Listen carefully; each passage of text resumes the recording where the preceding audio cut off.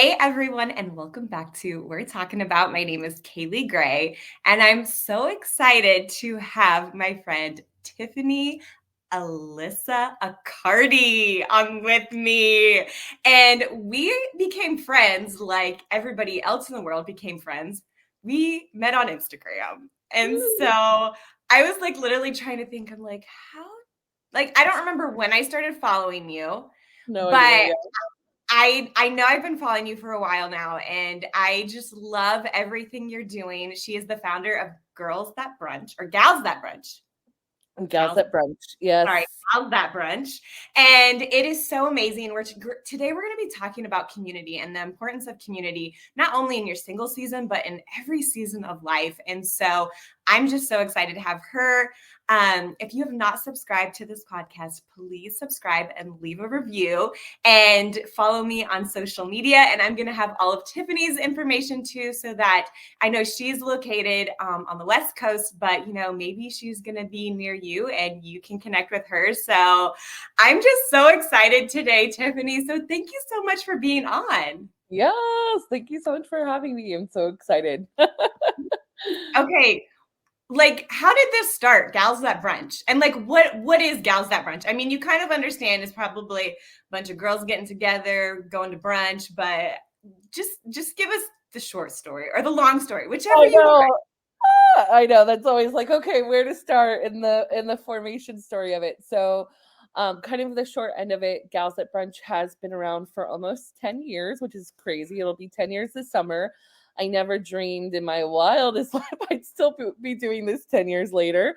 But I used to be a young professional that moved around to a different city every 2 years. And every single time I moved to a new city, I was like, how do you meet people? And it wasn't for the lack of putting myself out there. I like joined every volleyball team, every softball team in town, and I'm like playing volleyball 3 times a week, and I'm like trying to make friends, and I'm joining a local church, and just kind of finding myself in this little bit of a bubble as far as like a young professional that's single, and kind of finding myself in an in-between space. And so in at large conversations of the capital C church, I always like to define that from the local church.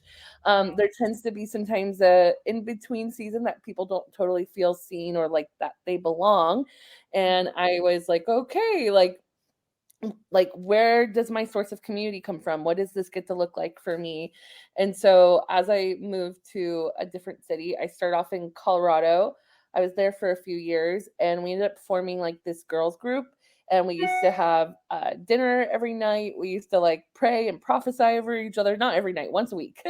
And it Oh, was such a like life-giving season for like 2 years. And then I found out I was moving to Virginia Beach, and I was like, okay, I can't go through 2 years of it taking me to find this group of girls again. So, what about if instead of waiting for people to invite me to the table, that I just start to invite people to the table? And that's kind of what I did. I was a little bit of a crazy person, just moved, didn't know anyone, put a blanketed like Facebook post out there. People did not do this 10 years ago. And I was like, help, I am like, like my classified ads. I'm like 26. I just moved to the area. I don't know anyone. If anyone else knows anyone, yeah.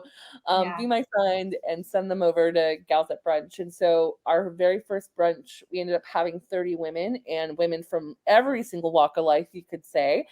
And everyone was just kind of having this like moment where it was like, oh my gosh, this isn't just me. And because of the digital media world we live in, a lot of us think, oh my gosh, like it's just me.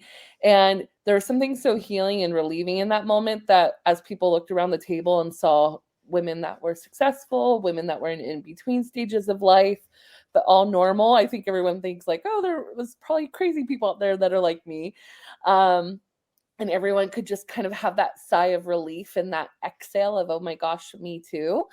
And the first year we grew to close to 2,000 women without being on social media. It was just word of invite, like invite someone with you next time, give them the gift of community. And then one of the girls found out she was moving to Charlotte, North Carolina, and she's like, Tiffany, what am I going to do without Gals at Brunch? So it was kind of a joke, like, oh, you could start a sister chapter, but like we didn't do anything official. It was just she started the second chapter. I moved back to California 6 months later, started our third chapter, and then within 1 week we had 4 different people reach out to us from different cities. That's when we went on to Instagram, and people were like, wait a second, like, where else do you have Gals at Brunch chapters? And I just think it speaks to the overall need of people wanting to connect and belong and have greater intimacy than what the digital media world has offered us. And so over the last 10 years, we've grown to 150 chapters around the world, and our mission and vision is to eradicate loneliness. And I think for myself as a believer and as someone that loves Jesus, it's just to love people as he did, regardless of what walk of life. And I think that's always my challenge too when I do speak with a Christian audience, is like, how are we breaking bread with our neighbors and getting outside the walls and doing that, because we all like our comfort zones too. So yeah. Oh my goodness. I love this. This is so amazing. And I love too, you said so many amazing things in there, but like you said that you had to put yourself out there. You know, you didn't want to just wait 2 years to build this community, because community, it can be very hard to build. I'm thankful here in Tulsa, when I first moved down here, I had a friend and she introduced me to this amazing community of friends. And we had like 30 of us, and we were hanging out like every weekend together, doing stuff like in our 20s. It looks different now because a lot of them are married and like have kids and things like that. And so it almost feels like sometimes you're rebuilding that community even years later. Yes. And I've been in Tulsa for almost 11 years now. And, you know, I'm so thankful for the community I have here. And something that sometimes it doesn't like scare me, but I like, people are like, oh, would you ever move here or here? And I'm just like, my community so amazing. Like, it would be hard to rebuild that, because when you do get older in life and you don't have a husband, you don't have kids, it's hard to sometimes find that community. Whereas in, some of your mom friends, they meet their friends at school functions or, sporting events, or like couples, like, will go out and do things. And sometimes as a single, that can be really hard and almost like terrifying of like how to meet somebody. And yes, it's great to find them at the local church. I've talked about that, like serving, but I love how you're getting outside of the walls of the church and you're building community and you're getting rid of loneliness. And I think, as singles, anybody in any season can feel lonely. But I think that is so important to just to almost defy loneliness and just to get out of that borders. And I love how you said too, like, you went out of your way to start something, because that's like really hard to do. So how, like, when you guys do an event and everything, like, it can be intimidating for somebody to show up on their own, but how do you feel like community is built there? Because like conversations get started. Do you have any tips or for anybody of like how to just kind of like build that community of like to make a friend? I feel like sometimes it's so hard. Like, I have people, I'm like on social media, like, I just want to be friends with you. And I'm like, okay, let's do it. Yeah, like, let's be friends. Like you, like being willing to come on my podcast. I love that. And so what about for the person that's maybe like not as bold and like kind of like scared to step out of their comfort zone to like make a friend?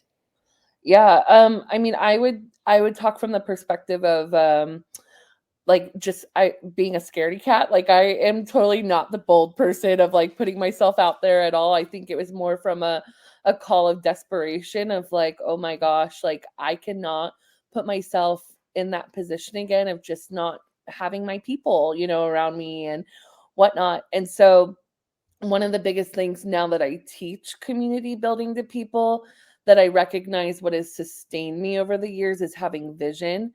Because there's going to be so many days where you're like, okay, is this worth it? Do I make a difference? And honestly, in doing this for 10 years, our San Diego chapter, we have close to 15,000 women in it. We have close to 800 women that come through our events every single month. And every single time before an event, I get nervous. And every single week, I'm like, oh my gosh, like, do I keep doing this? Like, what am I doing this 10 years later? Like, type of feelings. Those are all normal human conditioning. And I think the important part of it is that we don't disqualify ourselves from the normal human conditioning that is happening. And so it's more so about building up the muscle of courage and conviction. And what I talk about threefold in community is that it removes the guilt and shame that a lot of us walk around with, thinking that we're the conundrum and, oh my gosh, I'll wait till I have my life more together to put myself out there, or I'm too introverted, or what do I have to bring to the table? And what about if we have nothing in common? And it's like ultimately you're continuing to take yourself out and disqualify yourself before allowing people to. And so we keep everybody at an arm's distance in the name of boundaries or in the name of not being hurt again. And ultimately we stay too busy, like, oh my gosh, I really want to make that date work, but I have so many errands and I'm running busy. And it's like ultimately you're continuing to keep people at an arm's distance, because if your vision for community is a priority to you, you'll start to make space and time for it, versus continuing to keep people at an arm's length, because ultimately busyness is a lack of intimacy. And even when you are starting to think about dating and you're in a single season or feeling like the in-between, building community and friendship and putting yourself out there is going to be the best way for you to start to prepare for that next season of waiting for that person and inviting that person to come into your life, because you have people that are continuing to draw out the giftings in you. I always say that community is like, you won't fully walk into your destiny if you're not fully plugged into a community, because there's things that you carry that won't even be imparted until people start to draw that out of you and you don't even know what you bring to the table. Like, I think my favorite part of doing Gals at Brunch is I see so many people go, oh, just casually, I do this and whatnot. And then people are like, wait a second, can you tell me, like, what did you just tell me? Like, you organize your schedule like that? Like, I need to know what you have. And then there's that moment of like, oh my gosh, like, the way I organize things or the way that I think about things is something special that people could benefit from my gifting of knowing how to organize. And for all of you people that out there, that organization isn't your strong suit, you're like, heck yeah, I could, And so then it's that give that we're able to kind of fully step into. And so as you start to think about building community, it's having that vision of what are you looking for, and then to be that person that you are looking for before ever waiting around for someone else to be that person or to supply that need. And the last thing I'll say with this is that I talk about out of our greatest pain comes our greatest gifting. And you'll hear me say that probably on every single podcast episode or every single stage, because it's out of that are actually the very blueprints of things that you're called to carry out. And so many times if you walk into a church and you're like, they have nothing for single people, or if you're like waiting around for a friend group and you're like, oh, I just feel so misunderstood, oftentimes it's because you're called to curate and create those spaces. And you'll continue to end up in perpetual frustration and disappointment, because someone has to build it, and you have to build that muscle. And I always say building community is like going to the gym. It's 30 days of building that muscle, putting yourself out there, and like taking intentional steps to build the community that you so deeply desire. I love that analogy about the gym, because I believe that that's so true. I mean, I think community, friendships, anything, it takes a lot of work. I mean, it's almost like dating. And, just you're trying to figure this person out, see if you do have some common interests and things like that. Like, of course, it is a little bit different than dating, but you do kind of have some of the same techniques with that. And I do love how you said busyness, because I think busyness does hold us back from so many friendships and community that can happen in our lives. And so I love that, you're like, you don't have to be perfect. You don't have to have it all together, but you just need to step out and do it. And one thing that I think is really important when you're stepping out to do to make friends is to be approachable. Don't be the person that has their arms folded in front of them or like is not smiling. Like, your body language says so much for people of how they can approach you and get to know you. And so just being that person that can be approachable, or if you see somebody that does look approachable, be the one to initiate the conversation and go and talk to them and just compliment them. You'd be surprised. Like, if you struggle like complimenting people or talking to people, if you get nervous about that, like, do it in the store. Like, there's so many times like I will like walk by somebody, we're both getting like a greeting card. Like, I just did this for Valentine's Day, and I just started striking up a conversation about like who they were buying Valentine's for, or like you see somebody try something on in the store and just like compliment them, like let them know. Like, you'd be surprised how like friendships don't always start from that, but it almost like just ignites something for you, and you get more comfortable comfortable just striking up conversations and talking to people. So I think like just be approachable, initiate conversations, and like you said, finding common ground of like common interests of things that you can be interested in and things like that. Like, you might both play volleyball and you might be like, oh, what team are you on? Or what league are you on? Or I've been wanting to get on a league.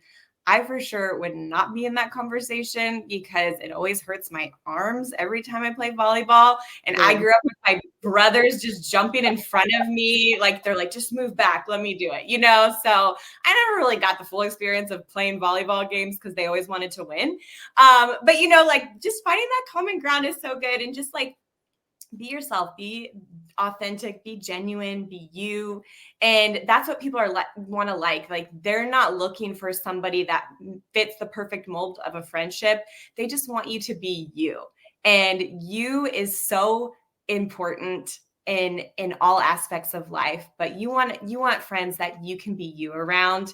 And so finding like-minded people that have those common interests is gonna be great. And just following up with people, do you have like a follow-up thing? Like after you have an event, do you have any way for people to follow up and get connected, or do people just usually follow up with each other? That's a great question. We've evolved so much throughout the years of infrastructure and systems and things like that. So Yeah. we do have like a survey system, but we also have a space where community can gather like outside of events and in between spaces. So a community group, so people can be like, oh my gosh, like, does anyone want to go learn how to play pickleball this week? Or does anyone want to go to happy hour or go see this movie? Because our whole like emphasis is that, hey, we create the spaces. But we're not here to like entertain you or to do like a wiggle and a dance. Like we already have enough of that in society. It's knowing that you're actually the gift. And so we actually will make the space for you to show up in all of your glory and awe, and then be able to connect with each other once you fully have that understanding of the grace that you're walking in doing that. So, and then I would say that it depends on the type of event. So sometimes we'll do more curated events, like go, friendship speed dating, and your goal before you leave today is to get 5 different numbers. But I actually love what happens in the organic and natural moments that you can't curate. And last night, even we went to go see a musical theater show that one of the girls in our community was in. And so we all went to happy hour beforehand, and 2 girls that hadn't met before were sitting across from each other. And I had a little bit of a suspicion. I had met one of them that she had a daughter, and I knew the other one had a daughter. So I just like kind of slid that into conversation of like, oh my gosh, and yeah, because you have a daughter too. And then she goes, oh my gosh, you have a daughter? And then she goes, yeah. And then they both were like, how old's your daughter? 6 years old, And then they like had this. And then it was like almost every 5 minutes they had something else in common. Like, oh my gosh, we have the same birthday. Oh my gosh, we both have dogs. Oh my gosh, where do you live? And the whole table was just watching this like synergy go back and forth. And that wasn't anything that we could have curated. Like it's those magical kind of like in between moments of allowing yourself to be enough. Because I think too, especially as hosts, I know that we've all been there. We're like, oh my gosh, our house has to be perfect and everything has to be Pinterest worthy. And I'm going to have a cute little girly dinner party. And what about there's awkward pauses or moments? And in a lot of my communication, when I'm sending out emails or writing out Instagram posts, I'm like, bring on the awkward pauses, like bring on the nervous giggles, because that's what we need to collectively heal. Like those are the in-between moments that we need to realize and have an emphasis of like, oh my gosh, we're all human and we have more alike than we have different.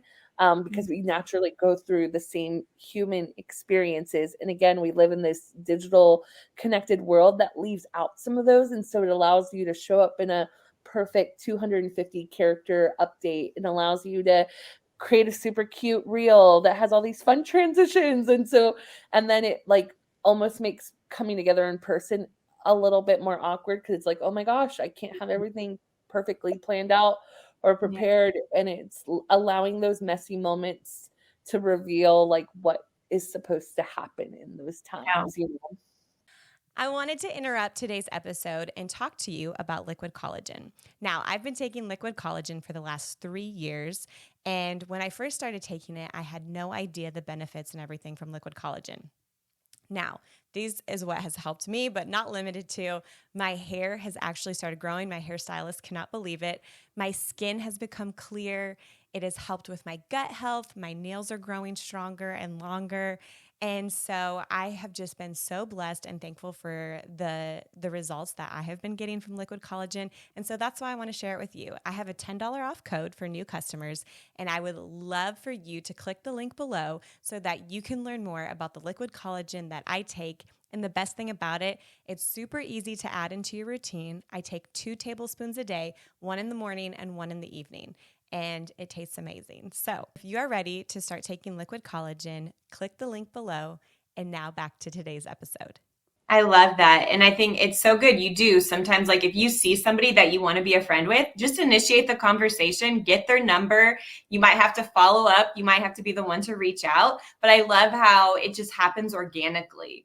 And I know that's happened for me in like the last 5 years of like just becoming friends with people. And I think it's so important. And I think also just being patient with friendships and just like allowing time. Like, I love how you said like the 30-day grace, and things like that. Cause it does take time to get to know somebody. Schedules are, sometimes crazy. But I love that. I love what you're doing and just the community you're building.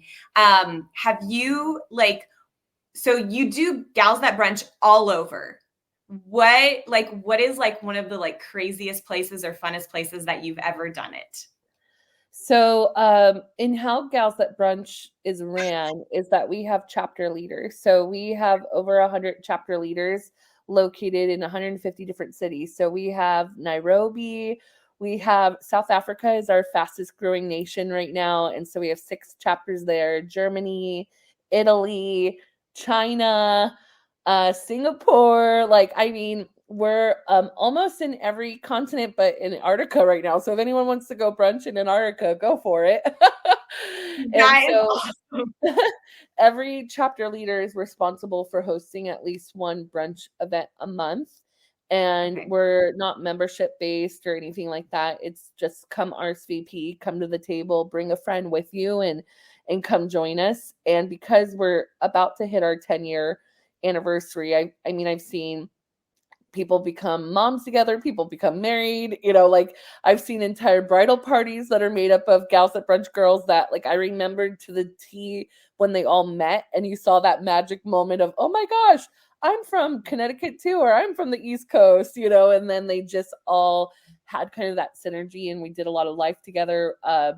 I met up with 7 girls that I met in San Diego. One of the girls moved away to go teach in Vietnam, and we all planned an epic Asia trip and went to go visit her in Vietnam and went over to Thailand together. So it's been really fun. And I think, again, there's moments where you can always doubt the impact that you make, but it's those moments that continue to propel it forward.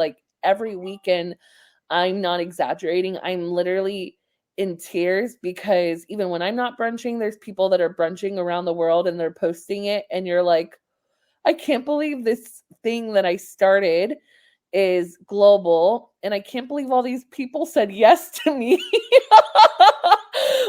And everyone is volunteering their time. This isn't a business for us, this is a community movement. And everyone, we meet and we interview every single city leader, and they all say yes. And you're like, okay, you think at some moment, I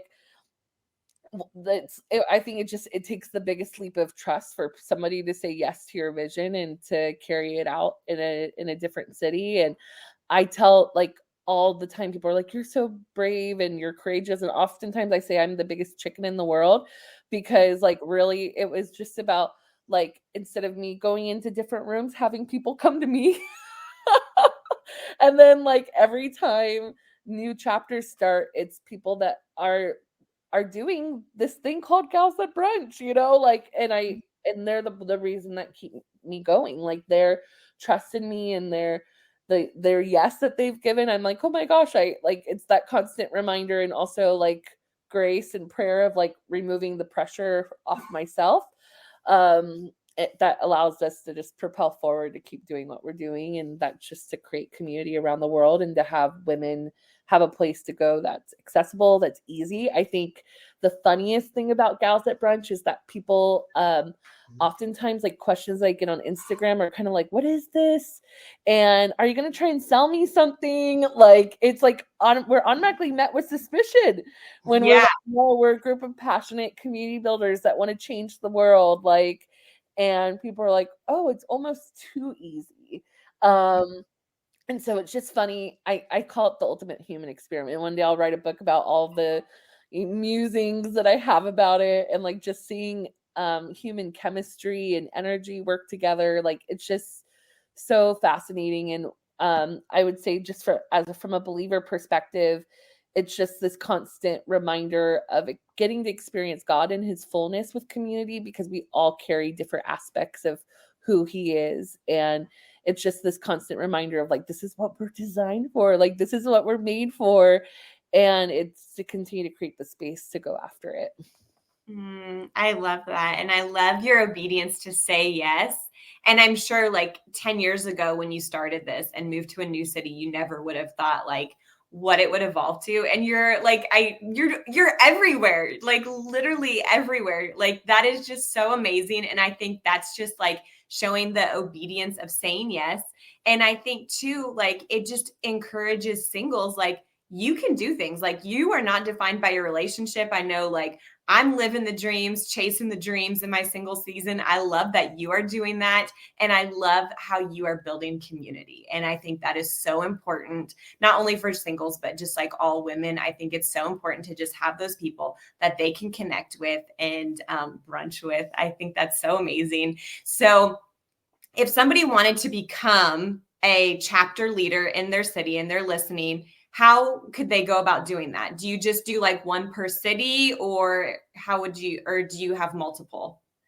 Great question. So, like, in a city like San Diego, where we've now grown to 15,000 people, that's been a span over 7 years. And so now we have an entire team of volunteers that, if you're familiar at all with, it makes me laugh because I'm like, all of my like years of being on church staff are made for this moment, running small groups, So now we have like different small groups like set up in North County, East County, and we have people running events throughout the city in that. I would say that we have other cities that are on their way to doing that, but typically it starts off with one person that says yes, is willing to be the person that waits for like the first 5 people to show up at their brunch table, and then grow it from the grassroots up. And so if people are interested in starting a Gals at Brunch chapter, it's literally as simple as we have like an interest form on our website. People fill it out. Our team goes through all of them. And right now we've been in such a high growth phase that we actually haven't been able to add on any chapters since November, because we've been doing about 4 to 5 a week. It's like been insane. Like, before COVID, we were growing like 1 or 2 chapters a month. And because of COVID exasperating, I think, our need desperately for in real life community, we have people that are like, I'm raising my hand and I want to do it. So we're a very small team. And so we're trying to catch up with all of them. But right now it's about a like 4 to 6 week wait period. And then we set up a call, interview, kind of just share a heartbeat of Gals at Brunch. This is what you'd be committing to and getting into. And then we help people kind of set up shop, if you will, like, okay, this is how you run a Gals at Brunch chapter, and do some of those. So all that to say, that is where we're currently at in this exciting season of growth. And then also, just continuing to dream for what gets to be next as well. Oh, that's so amazing. And then if they live in a city that already has a Gals That Brunch going on, how would they find that information of like how they could join and go brunch with them? So you just go to galsthatbrunch.com, and then under find a chapter, we have a whole map listed of all the different cities and countries, and you find your nearest chapter. And then if there isn't one listed, then you can click the start a chapter. Man, I love it. It sounds like you're super organized. I love how it's easy and accessible for people. Hey, you know what? Like I was sharing with Tiffany, like we were trying to schedule a time and she sends me a link to like get put on her calendar. And I'm like, I want to be on this level of Tiffany where I have people just like get added to my calendar. So I love that. So, I mean, you kind of have to be this organized with having that many people and volunteers, and so I think that's just so amazing. Well, do you have anything that you want to share too before we end today, just about community, gals that brunch, loneliness, anything that you'd want to encourage somebody before we sign off for the day? Yeah, I guess it's twofold. One is to not get discouraged. Like we touched on having vision earlier, and a lot of times we have to take a stand for what we like expect and anticipate, and in doing so sometimes we have to also have the grace and patience to walk with people through the expectation. And I think one of the things as we fight and pursue for a relationship, that so many times we're like ready to throw the towel because it's like, oh, this is so hard, or whatever the case is, but not realizing like it takes muscle to build relational equity with people. And we're ultimately, Surgeon General has announced that the largest epidemic to impact this generation over the last 20 years is loneliness. Mm-hmm. And so for what we think is common sense, or for what we think, why don't people think this way? Or, we have all these expectations on how we feel like friends should show up for us, and then we don't communicate it. And then we go, oh, they broke a boundary. I'm keeping them at arm's length because they don't value me. And ultimately, it's just from a lack of communication and setting a culture. And we have to remember, as believers and as individuals, we're constantly setting the pace. We're the ones that are shifting culture. We're the ones that are taking a stand. If you ever want to make a difference or impact, oftentimes it's because it doesn't necessarily exist, and you have to be the person that's willing to say yes to doing that. And and then it's being willing to communicate and say, hey, like that hurt my feelings, or hey, I didn't feel valued when this happened earlier in our relationship, and I really do want to continue to be friends. And I know that that's oftentimes like, it's like that fight or flight mode where it's like, oh my gosh, I'm going to go into survival. And then we're continuing to keep people at an arm's length on these unrealistic expectations that people aren't going to meet because of the human conditioning for all of us. And so it's just kind of my encouragement to continue to pause and reflect and take a stand on some of those things that you are anticipating, the things that you are daring to hope for in this season, daring to dream for. And then it's just being willing to also help walk with people through some of the mess and grace of that as well, which is always easier said than done in saying that out loud. And then I think my greatest message around community is I talk a lot about freedom. And I think in terms that can be interpreted of freedom against man or freedom against culture, things like that. But oftentimes it's freedom on the things that we have confined ourselves with, of a lack of belonging, or in questioning, oh my gosh, would I fit in, or what would that look like? And I think in community and saying yes that's when you start to kind of defy the odds of freedom, of stepping into that greater version, or recognizing what a gift you are and offering yourself. And nobody necessarily likes to hear it, but oftentimes it's in the giving of yourself where you actually start to impart and walk in the destiny. And I know that everyone's like, but I want to receive something and I want it to be easy.